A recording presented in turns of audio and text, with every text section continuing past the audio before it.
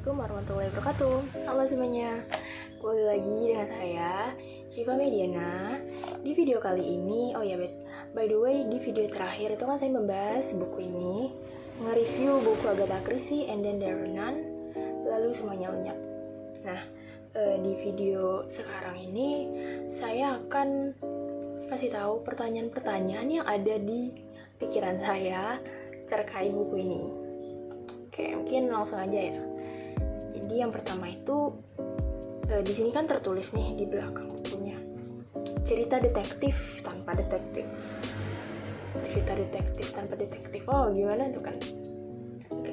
Pertama saya mau kasih tahu dulu, kalau Agatha Christie ini dia penulis yang terkenal dengan tulisan buku-buku misterinya, dan juga kebanyakan bukunya itu rata-rata pasti memiliki tokoh detektif. Nah, yang paling terkenal itu Hercule Poirot dan Miss Marple. Jadi si detektif inilah yang bertugas untuk mencari tahu siapa pelakunya, apa motifnya. Tapi beda sama buku ini, buku yang termasuk salah satu buku dia yang terlaris ini, nggak ada tokoh detektif di dalamnya.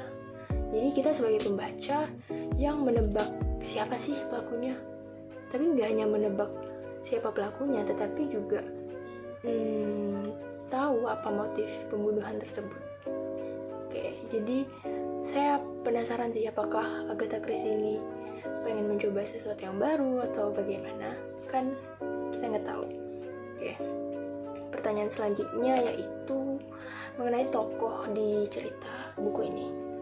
Jadi di cerita ini kan ada 10 tamu undangan, 10 orang dengan latar belakang yang berbeda-beda. Itu termasuk banyak sih menurut saya.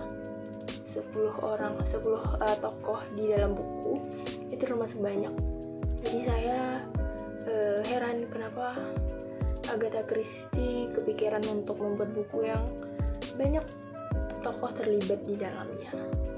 Tapi yang saya apresiasi adalah walaupun dengan segitu banyaknya tokoh, si Agatha Christie ini pandai sekali menggambarkan setiap tokoh itu dengan jelas.